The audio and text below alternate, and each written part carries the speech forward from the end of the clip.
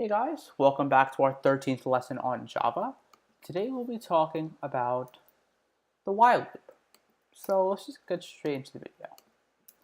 So to start off, I'll be creating an integer value of int x equals, I don't know, how about of 1, okay?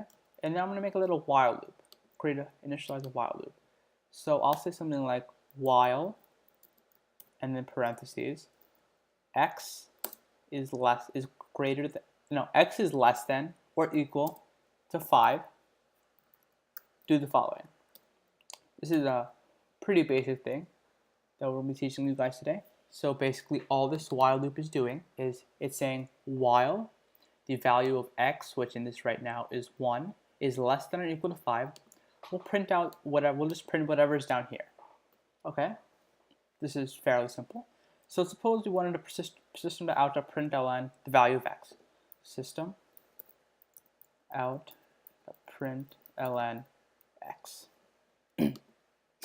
Semicolon, and I'm just gonna fix this. Oops.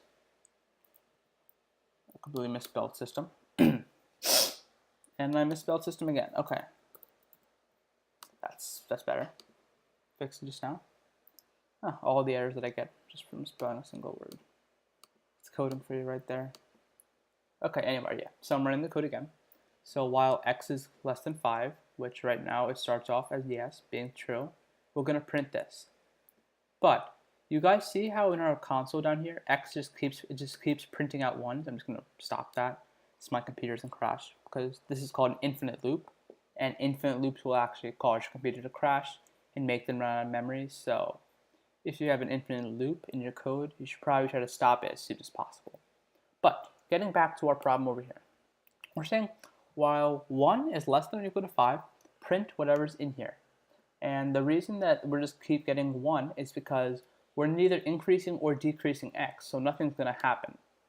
For this reason, we use the increment operator, I plus plus, semicolon. Oops, we're not using I though.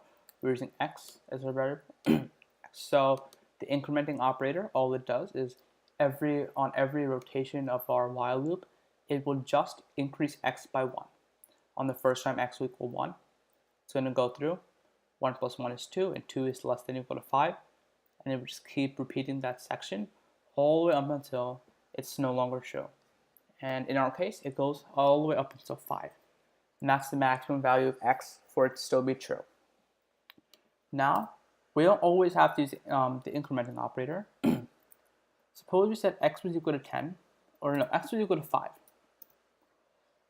And then now, instead of saying x is less than or equal to, what if we said x is greater than or equal to, and we changed x plus plus into x minus minus? So, you guys, this is the decrement operator, in case I haven't mentioned this yet. But, yeah. Oh, I just meant to change this to 1. Yeah, we should just run this code.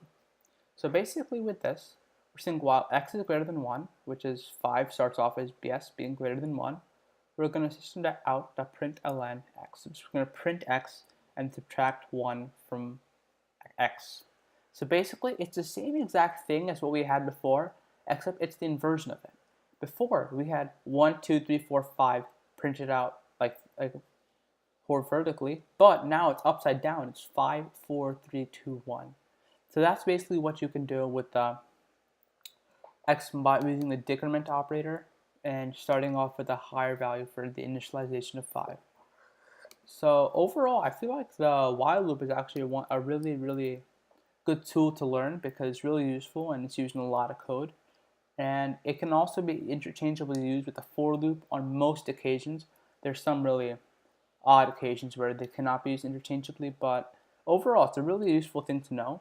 And if you guys learned anything from this video, I'd really appreciate it if you guys left a like and subscribe down below. And if so, I hope to see you guys in the next video. Peace!